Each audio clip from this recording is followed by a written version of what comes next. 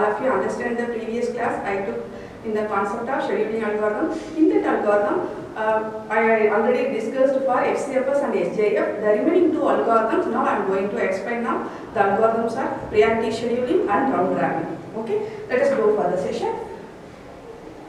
First one, priority scheduling algorithm. What is the priority?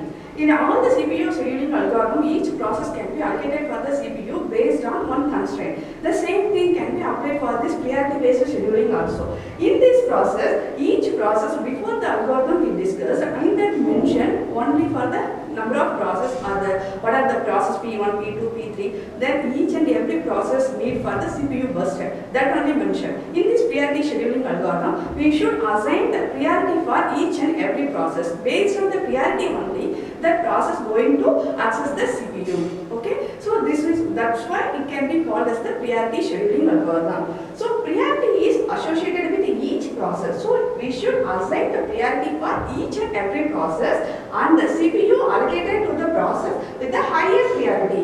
Which process can get the high priority value, that only going to execute first.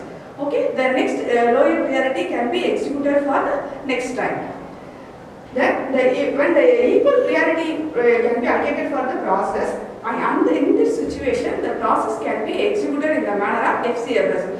I think all of you very know about FCFS. FCFS means first come first serve. For example, I can assign these 5 processes. The processes are P1 needs the CPU burst time 10 milliseconds, P2 needs 1 millisecond, P3 needs 2 milliseconds, P4 needs 1 millisecond, P5 needs 5 milliseconds. Okay, remaining those algorithms we discussed, only these two parts is enough to calculate the CPU scheduling algorithm. But now I am going to discuss the concept of priority scheduling. So along with these two data, we need for one more data that can be called as the priority. Okay, so in this priority, based on this priority only, we can access the allocate the process to the CPU. Okay, here I already mentioned which process has the higher priority. Higher priority means which has the lowest value. Lowest value can be considered as the highest priority. Okay, whenever the equal priority, when the situation is come means I can assign same priority for both process. That time we can apply the concept of FCFS. FCFS means in these two processes, for example,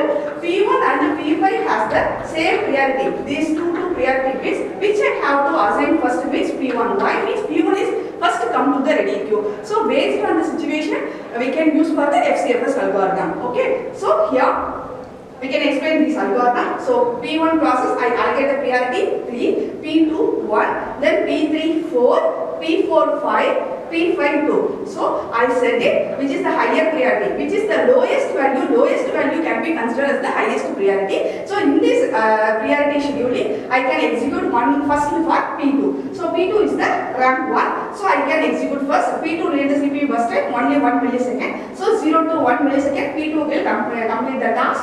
After the next higher priority is 2. 2 means P5. So P5 requires 5 CPU burst time. So starting from the 1 millisecond until 6 millisecond, P5 can complete the task. After that, the third priority, P1 process. So P1 needs the 10 CPU burst time. So the milliseconds from 60, P1 can execute the process and complete the task. The next P4, priority 4 allocated for the process P3, it needs only 2 milliseconds. After the finally, the highest fifth priority, which process I should allocate means P4. So P4 needs only 1 millisecond. Okay, this is the gun chart for this priority scheduling algorithm. Here we have to calculate the average waiting time. Here I mentioned waiting time for each and every process. P1 has the waiting time of 6, P2 waiting time 0, P3 waiting time 60, P4 waiting time 80, P5 waiting time 1. Okay, here I can able to calculate the whenever we can find the average waiting time for each and every process, we can able to find out the average waiting time. Here I took 5 processes, so I can add these 5 value divided by 5. So I can able to get the average waiting time. So 41 divided by 5, 8.2 millisecond is the average waiting for these set of process executing for the CPU. Okay, in this scheduling algorithm, in this priority scheduling algorithm have one disadvantage. What is the disadvantage? Indefinite blocking or starvation. What is the starvation? For example, in this algorithm working based on the higher priority value, the lowest value implies the higher priority. So whenever the highest priority comes, that process only going to access the CPU. The lower priority is not able to get the CPU. This situation can be called as the internet blocking or starvation. Okay, then let's go for the solution for this problem. Solution for the problem can be called as aging. What is the meaning for aging means? We can periodically increase the priority value for each and every process. Which process are waiting in the longest time? That process we should increase the averagely increasing the priority means all those processes get the equal priority at the small duration of time. So this is the solution for starvation. Okay, next we can go for round robin. What is round robin? This algorithm is something different from other algorithm. Why means in this algorithm we can use the concept of time quantum. What is the time quantum? Time quantum means smallest amount of time. That can be called as the time quantum. Based on the time quantum, we should allocate the process. All those processes must execute at the time duration. After completing the time duration, automatically switch over to the next process. Okay, this is called the round robin. It is generally called as the time sharing system. A small unit of time called a time quantum is defined. Based on this, before this algorithm, we can assign the priority. Based on this round robin, we should assign the time quantum. Okay, in this algorithm, I fixed the time quantum is 4 milliseconds. Okay, in this example, I took three processes P1, P2, P3 along with the bus time also I mentioned. Okay, here I can draw the Gantt chart. So Gantt chart means what is the 4 milliseconds means P1 must execute 4 milliseconds, but the task is not completed.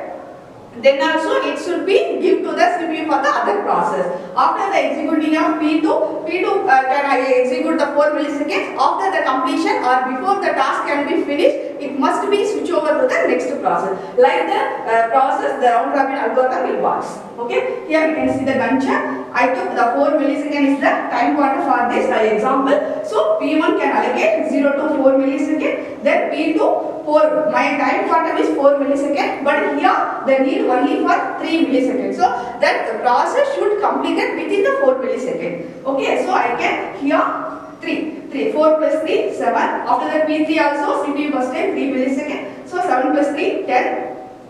But the time quantum is 4 milliseconds, but the process requires the CPU bus time less than the 4 milliseconds also it is possible to complete. Whenever the process CPU bus time it exceeds the time quantum, that time it go for the next round. Okay, the same thing can be applied for P1. In this first round, P2, P3 can complete the task, but P1 is not completed. Why means P1 need the execution time 24 milliseconds, but here only 4 milliseconds only completed. So remaining 24 minus 4, 20 milliseconds needs to complete. So it go for next round. So P1 after completing P3 switch over to P1. So 10 to 14 milliseconds P1 completed. Then it waits for P2, but P2 is already complete the process. So automatically allocate for the P1. The same process can be applied until the P1 can complete the process. Okay.